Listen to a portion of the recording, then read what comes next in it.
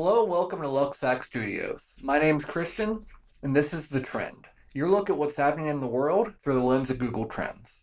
Alright, what we're going to try to do is we're going to look at what's trending on Google Trends and try to figure out why. I'm going to try to do this every day where we just look at Google Trends and see if you can be updated on what's happening in the world. So I want to take a look back a few days because I know there's been a few big stories that have popped up. So here's one: Tyson Fury. Lots of people were Googling the Tyson Fury fight. Um, yeah, he fought Dillian White at Wembley Stadium on Saturday, and he won on round 6, I believe. And he vows to retire from professional boxing and calls himself the best heavyweight there's ever been. The 33-year-old knocked out his opponent in the 6th round with a devastating uppercut before reiterating a promise he made to his wife, Paris, to step away from the sport. I have to be a man of my word, and I think this might be the final curtain for the Gypsy King, and what a way to go out, he said during his post-fight interview in the ring. Fury said he promised his wife he would retire after winning his trilogy fight against Deontay Wilder last year. The WBC heavyweight champion opted to defend his title against White in front of a record-breaking crowd at Wembley. All right, so he says he's going to retire. Yeah, that really was a devastating knockout. I don't know if y'all got a chance to take a look at it, but you can watch the highlights on YouTube. Another thing that was trending, maybe that same day or the day before, was Mike Tyson. Third trending search on Thursday, April 21st.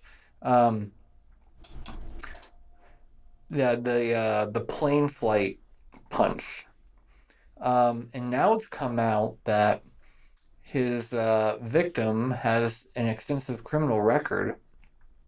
The man who got punched by Mike Tyson on a JetBlue plane has a long criminal record, TMZ has learned. His name, Melvin Townsend III, and this isn't his first encounter with cops by any means.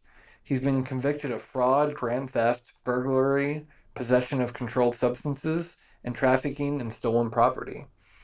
As for specifics, the 36-year-old broke onto a property in 2018 and stole a trailer that he hitched to his pickup. The drug possession offense was oxycodone. Official docs don't mention other specifics. He served time twice, one for 20 months and another for 15 months. TMZ broke the story. Townsend looks like he was harassing Tyson after they boarded the flight Wednesday from San Francisco to Miami. Before the plane took off, Townsend, who was sitting behind Tyson, was hounding him. Mike's team claimed Townsend threw a water bottle at him. The boxing champ then snapped and unloaded on him with repeated punches, leaving him bloodied. Both men got off the plane and were met by cops. Townsend said he didn't want to press charges, and they both were free to go. Tyson made his way to Miami and was swarmed by fans when he arrived. We're told Townsend stayed in San Fran. So in case anyone hasn't seen that video, I'm going to go ahead and play it. Hey. Hey, Mike, come on. Let's go stop that. Hey. Hey, Mike, come on. Let's go stop that. All right, we don't need to watch the slowdown of that. Doesn't really look too bad considering it's Mike Tyson punching you. Clearly, he wasn't trying to really hurt him. I've heard conflicting stories. I've heard that they were being friendly at first, and then the alleged victim said that Tyson just snapped out of nowhere. But what seems more likely in the more recent reports I've heard say that this guy was bothering him, threw a water bottle at him.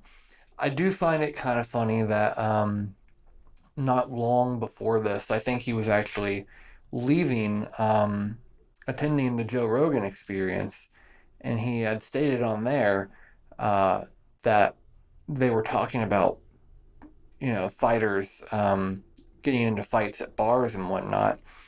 And Tyson said, if you do that, then that's a problem with you, not the person that you're fighting. Don't do that because you could seriously injure them. So I do find it funny that right after saying that, he got into this altercation. So I'm guessing that this, what's his name? Townsend, must have really gotten on his nerves to provoke Tyson that way. Oh, the police have released a statement on it. All right, let's see what else we have. Let's go with today. So Liverpool is trending. Andy Robertson and the substitute Divock Origi scored as Liverpool overcame a dogged Everton. So Liverpool wins 2-0 over Everton. We have Warriors versus Nuggets. So an NBA game. And it looks like the Denver Nuggets came out on top.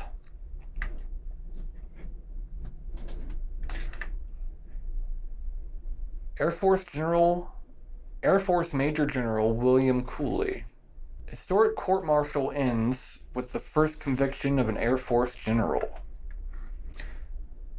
Historic trial within the ranks of the U.S. military has ended with the first ever conviction of an Air Force general in a court-martial. Major General William T. Cooley was found guilty on Saturday of abusive sexual contact for forcibly kissing his sister-in-law after a barbecue in 2018. Ooh. He was acquitted on 2 other specifications of the sexual charge, specifically that he allegedly caused the victim to touch him over his clothes, and that Cooley touched the victim's breasts and genitals through her clothes. Oof, that is rough. Cooley has pleaded not guilty. Sentencing is scheduled to begin Monday, and the 2-star general faces dismissal from the military and up to 7 years in prison. Cooley was commander of the Air Force Research Laboratory, but he was relieved of command in early 2020 during the investigation into the allegations against him. At trial at the Wright-Patterson Air Force Base near Dayton, Ohio, Cooley's sister-in-law said Cooley requested a ride after a 2018 barbecue where he drank alcohol. Cooley's sister-in-law consented to having her relationship to Cooley disclosed by the media, but not to be named. So she testified in the car. Cooley said he fantasized about having sex with her and pinned her against the driver's side door, kissing her and touching her breasts and groin without her consent. She also said Cooley yanked her hand and touched it to his crotch. All right, so that is a horrible story. Those sort of things are usually trending, unfortunately. But they do happen, and it's good that they're being reported on. So Orthodox Easter. Oh, Orthodox Easter was today. So, happy Orthodox Easter to anyone celebrating. Or maybe just happy Easter. Oh, this is interesting. What is the difference between Orthodox Easter and Easter? Orthodox Easter takes place between April 4th and May 8th, following the first full moon after Passover. Orthodox Easter always falls after the Jewish celebration of Passover, because according to the New Testament, the crucifixion, according to the New Testament, the crucifixion and resurrection of Christ took place after he entered Jerusalem to celebrate Passover. All right, so people looking up when Orthodox Easter is. Gaslit. Oh, so Gaslit was released today, the first episode.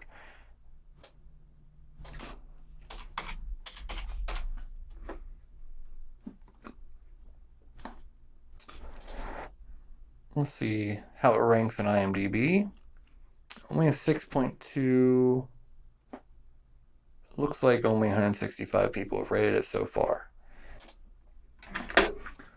So check out Gaslit if that seems to be your thing. All right, Barry season 3 premiered today. So Barry follows Barry Berkman, a discharged Marine from Cleveland who works as a hitman. Lonely and dissatisfied with life, he travels to Los Angeles to kill a target and ends up finding an accepting community and a group of eager hopefuls within the LA theater scene. So if that sounds interesting to you, or you're already watching it, Barry season 3 came out today. Outlander season 6, episode 7 of Outlander was released.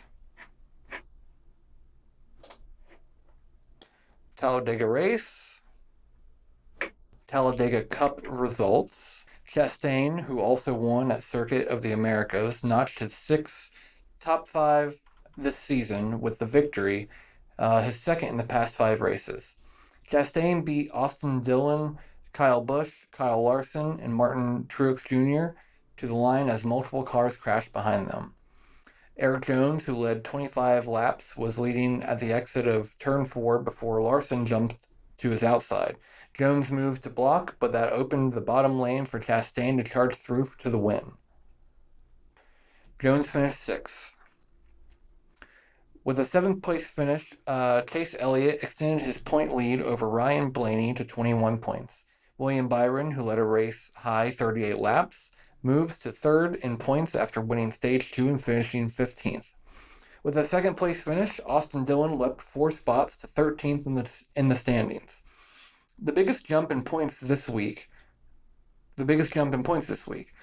His Richard Childress Racing teammate, Tyler Reddick, on the other hand, finished 39th after suffering an engine issue at lap 31, dropping 4 spots in points to 15th.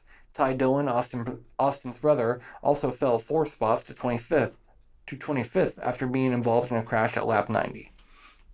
All right, so if you care about NASCAR, there's that for you. So, looks like what we're seeing here is people care about